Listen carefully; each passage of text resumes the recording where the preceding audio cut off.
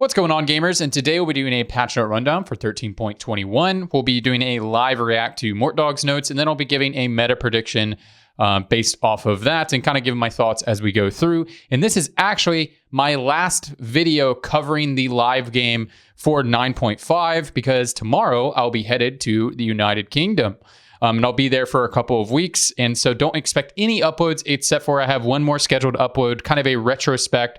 Was set 9.5 even good, all sets rank. We do this at the end of every single set, so expect this video to come out in a couple of days. But other than that, there will be no more videos on my channel until around like November 10th, which will be when PBE has already started. So unfortunately, I will not be able to cover the reveal for set 10 because I will still be in the UK or traveling back home.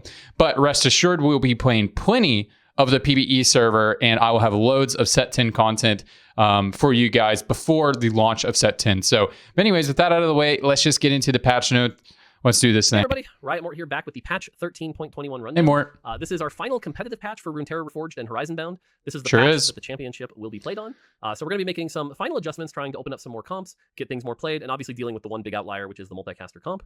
But not a lot of changes here. It is going to be a small patch. We don't want to shift things around wildly as we head into the championship. So I've already watched some of the. I've already watched this whole thing. I watched it before I filmed this, and yeah, I think a lot of the things that are already strong are going to be much the same. It's actually not a big meta shifting patch, except for the multicaster shit. So yeah, let's jump right into it. But we'll get into it. First off, on the trait side, we have Challenger. Challenger is a comp that has clearly fallen off quite a bit, but we really like it when it's meta. It's a good tempo comp, opens up a lot of options, creates some pressure. So the attack speed for 4, 6, and 8 Challenger has gone up, along with some other changes you'll see later. Multicaster, let's not beat around the bush. Having to patch this, then B-patch this, and having it still be S++ was pretty rough. So we're taking some big, heavy swings on Multicaster to try to get it back to a healthy state. So Multicaster 3 is going to get nerfed from 30% to 35%. And then when you go from Multicaster 3 to 4, you're saying, I don't need more damage, I need to cast more often. So the damage doesn't actually get increased, you just get that 5 mana per auto attack. So this gets a pretty big nerf here from 25% to 35%.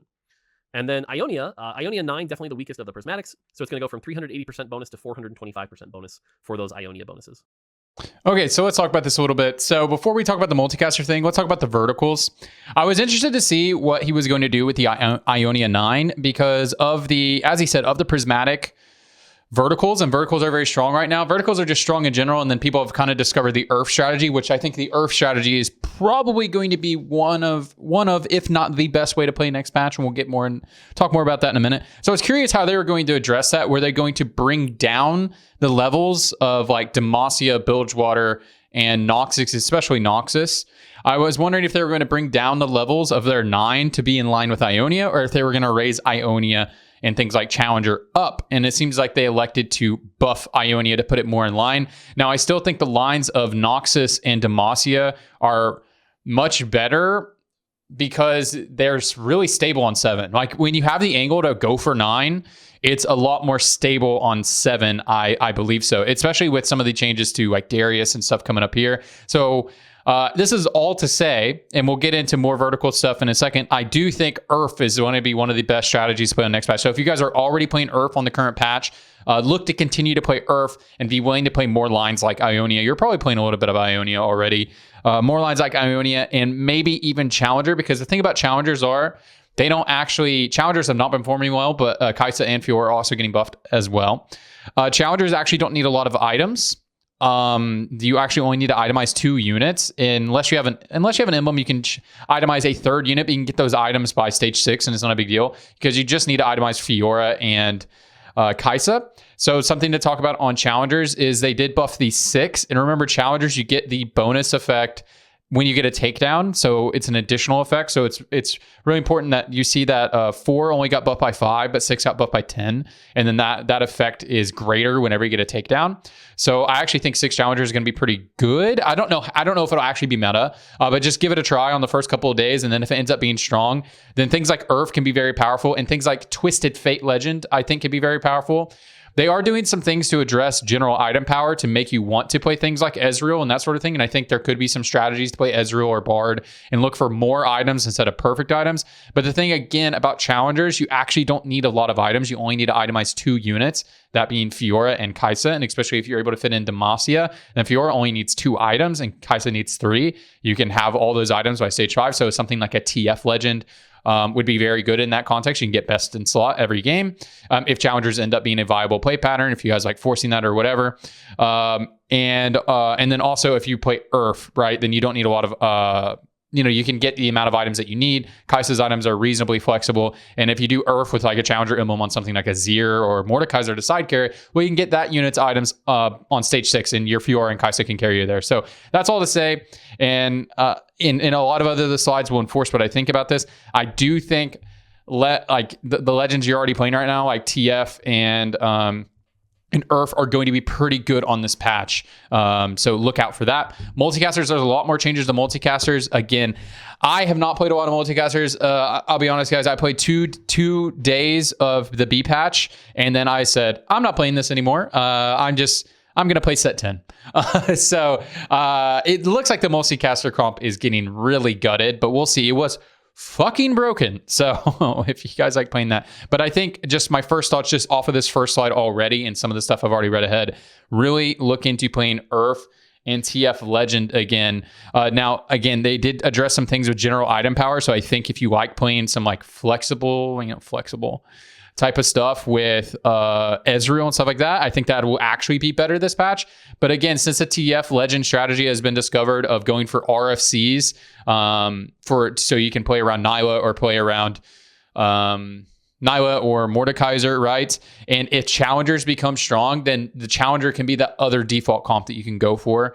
Right now, the TF strategy that you play on live is that if you have an angle to play multicasters, you can get best in slot, you can get the blue buff, you can get the JG, you can get the gun blades, all that stuff. You can get best in slot, right? But if that, and then if you don't have that angle, you can play for like Nyla, play for like Mordekaiser, that sort of thing.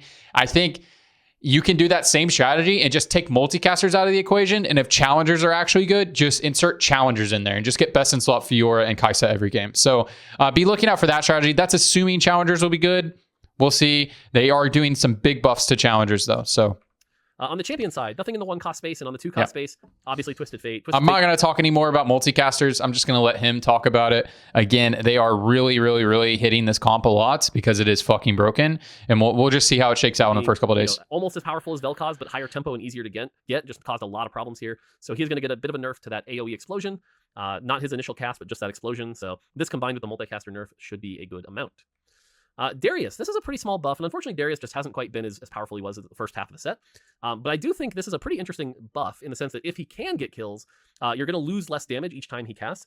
And I think a Darius 3, for example, now will not get any reduced damage. Darius 3 could get out of control here, so keep an eye on Darius. We'll have to see how it goes here, but should be a small buff for Darius.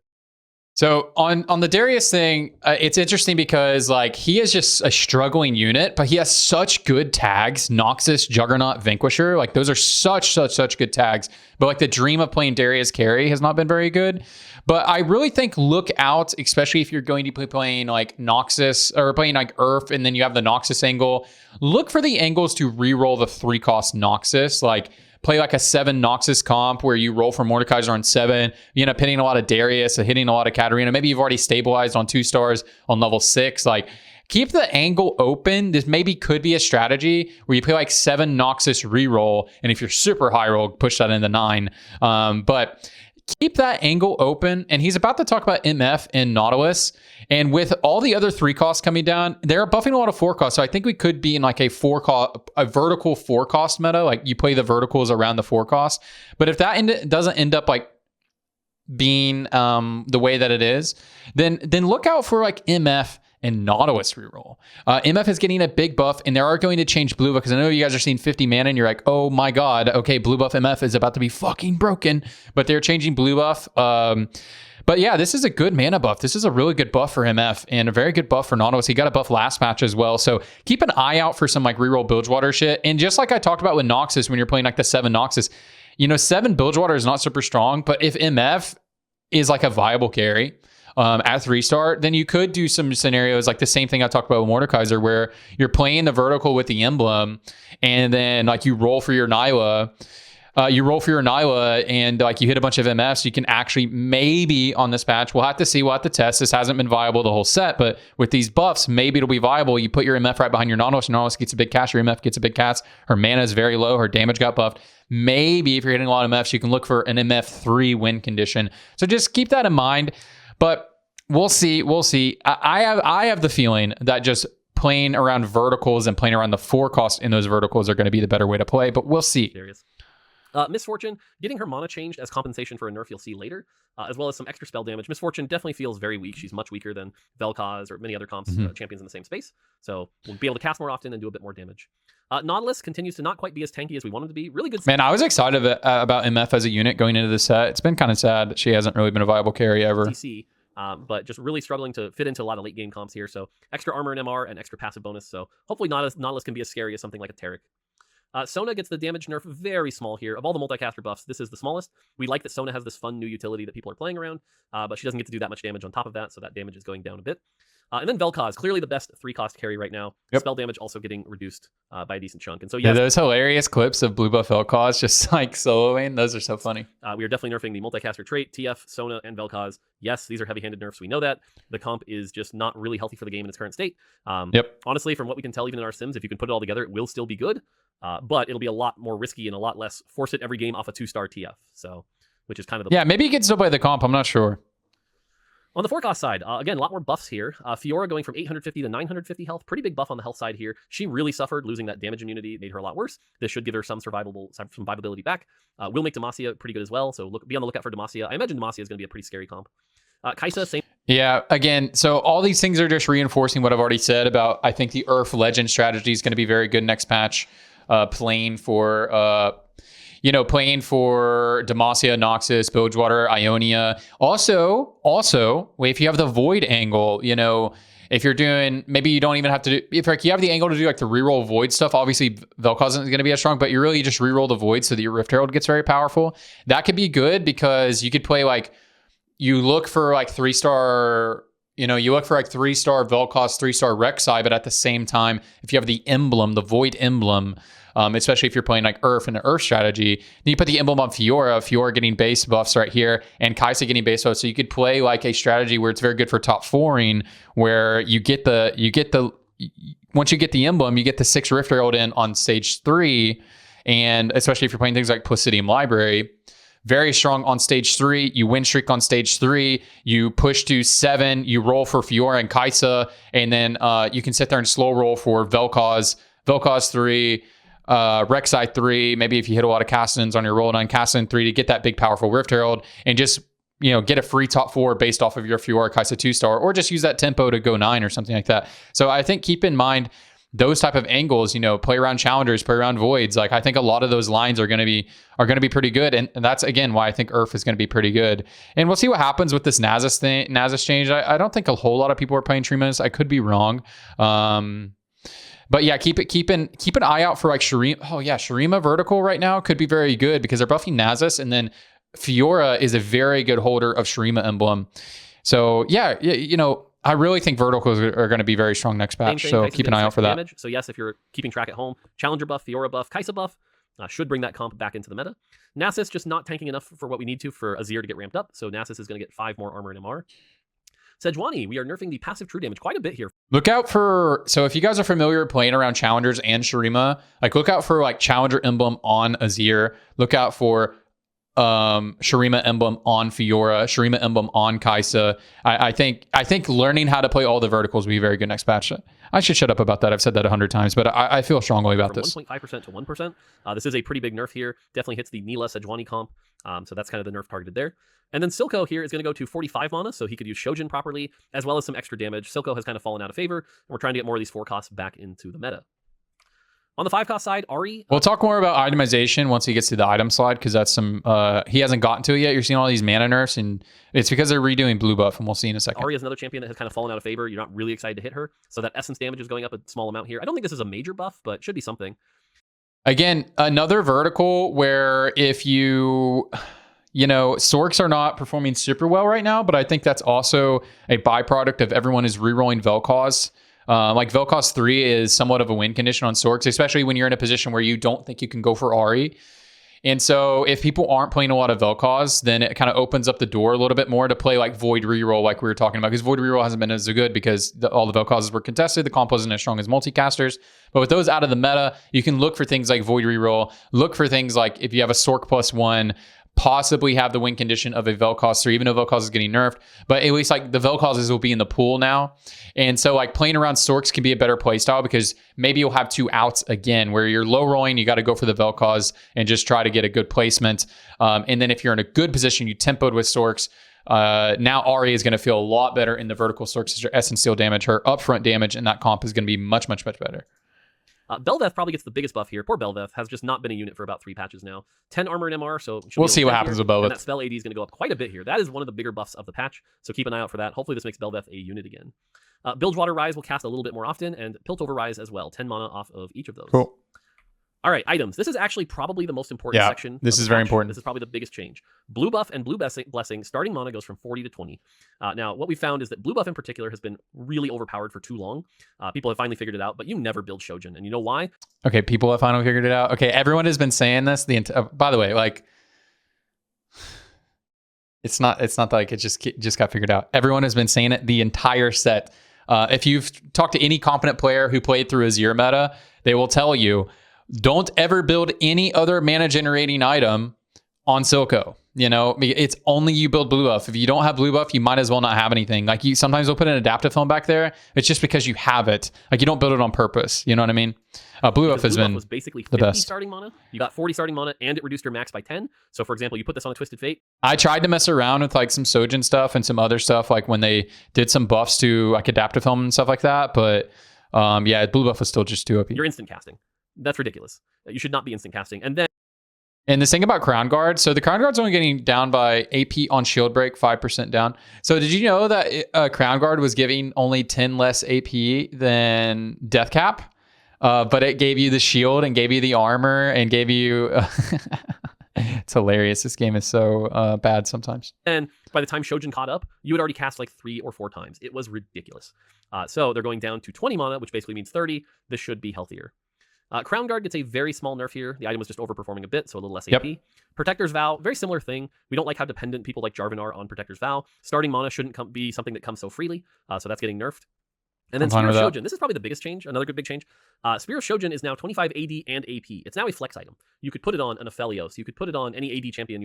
Guys, look out for Quinn. Quinn is already a pretty good unit. And again, a lot of the other 3-cost comps are not going to be as strong. And so look out for Quinn. It's Quinn Slayers. Look out for that. This is Quinn's best item. Best item right here with the buff for sure. And like, yeah, Mort said, yeah, you know, like maybe you could have some Aphelios singles, that sort of thing. And so looking at these changes, like I said before, I think if you like the TF Legend strategy, I still think that's going to be very good. Because again, if challengers end up being good, you can build best in slot. They buff Spear of Shojin. I know Kai'Sa doesn't really have like insane AD or anything like that, but that is another buff to Kai'Sa. It's her best item. And so I really think you can do that TF strategy. However, if general item power, and it really does feel like you can build items that are not called blue buff on someone like Silco, then I could really also see something like Ezreal being very strong and having like a default Azir comp or something like that. That's a comp that uses a lot of items. You need 3 items on your tank, 3 items on your 3 items on both of your carries. You need a lot of items. So I do think there's room for like some Ezreal Bard strategies. So keep that in your mind if you like playing that way. That can be a strategy, but I would lean more towards what's already working, which is like TF and Earth Legend. But you know, maybe these changes actually make something like Ezreal viable, like a really good legend. We'll see. You can put it on Xayah.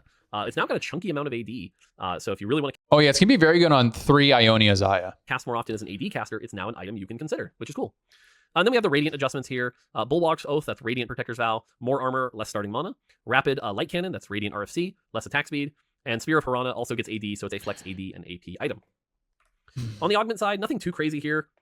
Binary airdrop no longer offered on 2-1 when it was weakest. Built different buffed and no longer offered. I don't think he's going to talk about it, but this stationary support thing is probably one of the biggest changes here because this augment is fucking broken and has been fucking broken since the first day I played it on PvE. Like, okay, so I get all this health permanently on my board on 2-1, and then I get a support item on 3-3? Huh?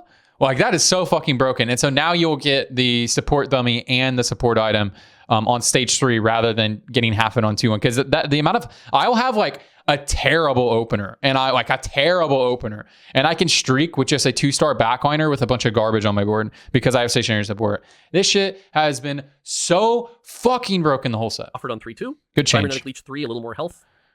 Endless Words Plus, a little more. Remember, Cybernetic Leech is very good in Challengers, very good in Noxus, and so keep that in mind. Golden Ticket, a little less chance to proc. It's been pretty strong for a while with all these reroll It's fucking broken. comps. Parting Gifts, an extra 10% shield. Don't think it's going to change too much. That's good in Evoker comp. Rift by the Walk, way. an extra 3 AP. This Parting Gifts is very good in Evoker and Aphelios comp. So that's a nice buff to Maybe that we'll see some comp. Cassidens at Worlds. Stationary Support 1. That'd be cool. What's now going to happen is you won't get the dummy or the item for 8 turns. Ooh, Stellacorn's Blessing as well. Good buff to Aphelios comp. So a couple buffs to Aphelios comp of like some decent support augments. That's interesting. So basically, kind of like the Ornn one, it's a nothing augment for 8 turns. And maybe you'll feel better about putting a Sojin. And like if you have to put, maybe like, dude, could you put Sojin on Aphelios and not have Rageblade in a stall comp? Probably not, but like maybe there's an angle there. But like you can build Sojin because it's a good item for Soraka, and if you end up playing Aphelios, maybe Sojin is actually viable on him now with the mana changes. We'll see. And then you get a gold dog. Like Sojin could be a good slam. That's why I think like keep your mind open about playing Ezreal Legend. Keep an open mind about that. I'm not gonna say it's gonna be strong, but keep an open mind. If those comps that can use a lot of items end up being viable, like Aphelios comp can use a lot of items, Azir comp can use a lot of items, but you know what those comps also use? Vlad Legend. So I don't know. We'll see. Just getting the dummy at silver was a bit too strong. I'm kind of getting in the Blessing, small attacks in the buff for weeds those Farming now. Players. Unburdened 1 and 2. This augment really nobody ever played. So Yeah. I'm just disabling it for now. Yeah. Wandering Trainer, a little extra gold. It's not bad for tempo, but it's Well-earned Comforts 1, a little too strong. Goes from 80 HP per component to 70 HP per component. And then Petricite Shackles and Rising Infamy will give 1 less unit each. yeah. And this is good because this is just like allows you to play these verticals for free. Even when you don't have the opener, you're just like, oh, okay, well, I got this. I'm not. There's no way I don't get the opener now. So at least like you'll now take these when you actually have the opener. And that's basically it. Then we've got some bug fixes here. Battle of the Sands can no longer be offered alongside Shifting Sands or Flushing Arena. Units spawned in overtime will now receive overtime buffs. That's a nice one. Valor's Hollow now has its proper tooltip back. Fixed a Salvage Bin healing mana exploit. If Aatrox has a Demacia Radiant item, he now properly keeps it when he respawns. Training dummies now keep their star level when invading. That was a big one. Aatrox can no longer pass the Darkened Blade to an ally marked for revival by Shadow Isles Rise. Fiora now always jumps to the nearest target when her spell kills somebody. Fiora's target is no longer prevented from attacking during a spell. This caused weird bugs. Hextech Exoskeleton now correctly reduces damage taken. This is a big buff to this mod, by the way. This mod was basically bugged to not give the DR it was supposed to. Caretaker's Ally Tooltip has now been updated to say that you actually get a copy immediately. And Tiniest Titan Tooltip has been updated to say that it only works after PvP rounds. So there you go. Like I said, pretty small patch. All right, so just in synopsis, guys, and what I think for the meta prediction, I think it's a pretty good patch. I think the set is like really boring now, especially just some design things like how powerful TF Legend has become, how powerful verticals are, and it just seems like that's what we're going to be playing for the World Championship is around verticals and that sort of thing.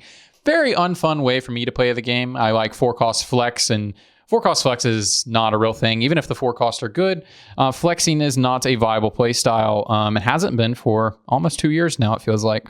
So that's unfortunate. But there are a lot of lines that you can play, and that's why I think things like Earth are going to be very powerful in this next patch. Play for the verticals, play for the 7s, the 7s, the 9s. Keep an eye out for things like Noxus reroll on 3 cost, like with a Mordekaiser angle. Keep an eye on TF Legend, especially if challengers end up being strong, which they look like they probably will be. They're getting some very, very, very good buffs. So keep an eye out for TF Legend and just change your strategy. If challengers are good, change your strategy from defaulting multicasters and then be willing to play RFC or, not Ornn, Mordekaiser or Nyla. Instead of defaulting to Twisted Fate comp, maybe default to challengers and then have the angle open to play those other, the RFC comps. That could be a very good strategy. With the item rework changes, like the mana changes and stuff, if Aphelios comp is viable, if Azir comp is viable and is good, then keep an open mind about playing Ezreal or Bard Legend as well, because those are comps that use a lot of items. But the thing about challengers and the thing about all of these vertical comps, you don't necessarily need a lot of items in those comps, especially challengers. So that's why I think something like TF could be very good in challengers. You really don't need a lot of items. And then also Earth type stuff. Keep an eye, for those big verticals like we already talked about before. But with these buffs to Nasus, buffs to Fiora, buffs to Kai'Sa, keep an open mind to some of these verticals that weren't being played as much before, like Void, reroll into the vertical, get a free top 4 that way.